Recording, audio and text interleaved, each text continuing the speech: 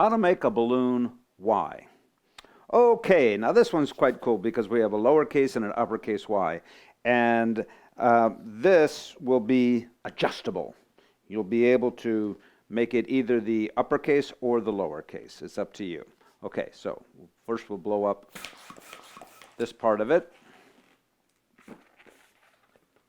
Whoa, that's long. Okay, and then we'll cut this off. We'll tie this off. Cut off the extra and blow that up. And this will be the other piece of the Y. Okay, so the Y would go like, that would be like a lowercase y, and straight up and down would be an uppercase y, right? Okay, so what we're going to do, we're going to make a pinch twist here.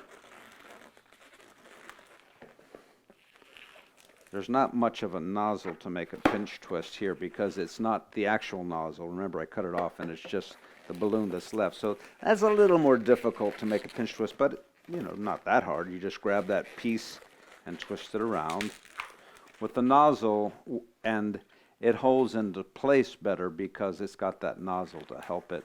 Okay, and so then about here, we'll make another pinch, and it's a fairly good sized pinch twist. Here, we'll make another pinch twist. Let me just check here again. Okay, I'll make the pinch twist on this side because I need the length on this side. And now we'll just join the two pinch twists together.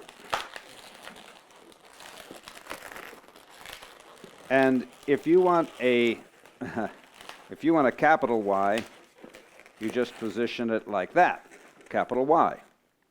And if you want a lowercase y, the pinch twists are actually positioners, so you can hold on to that, and you have a lowercase y, and you can even do this to it if you want for the lowercase y. And that's a lowercase y or a capital Y. Thank you very much. And finally, we have Z.